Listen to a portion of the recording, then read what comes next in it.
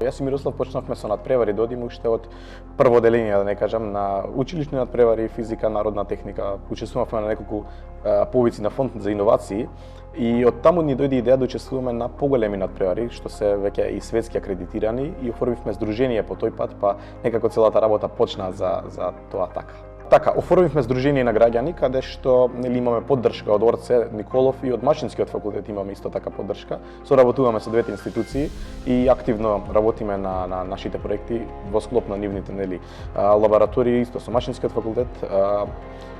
Целата идеја беше да ние оформиме едно младо здружение каде што секој млад човек кој е заинтересиран за STEM може да ни се приклучи нас и да учествува со нас на големи проекти.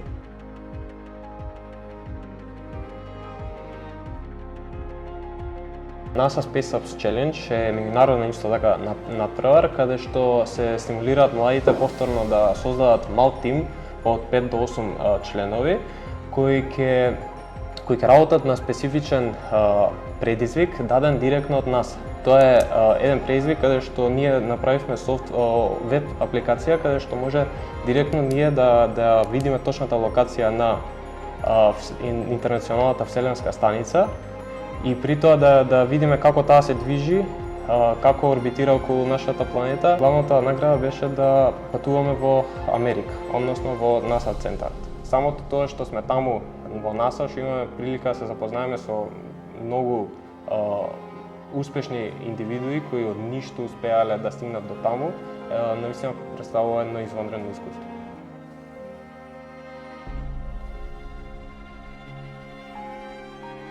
Предизвикот е огромен, можда и најголем. Учествува околу 40 на држави, односно 68 тима. Тоа се само тимови, тие се само држави кои што се квалификувале, а општо имало многу повеќе тимови. Пример, во Грција, во Германија се одржуваат локални финали со по 40 тимови повеќе.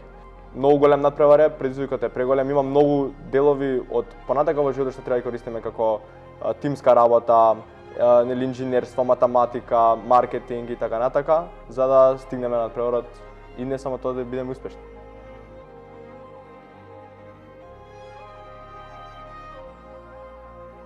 Моментално наша главна цел е ние дечките што останавме, јас, Дарко и Теона, да го продолжиме ова надпреварување во Македонија, односно да заземеме повторно учество на надпреварот F1 Schools во 2024 сезона. Овој надпревар и двата надпревари се одлично искуство за да видиме што постои во светот.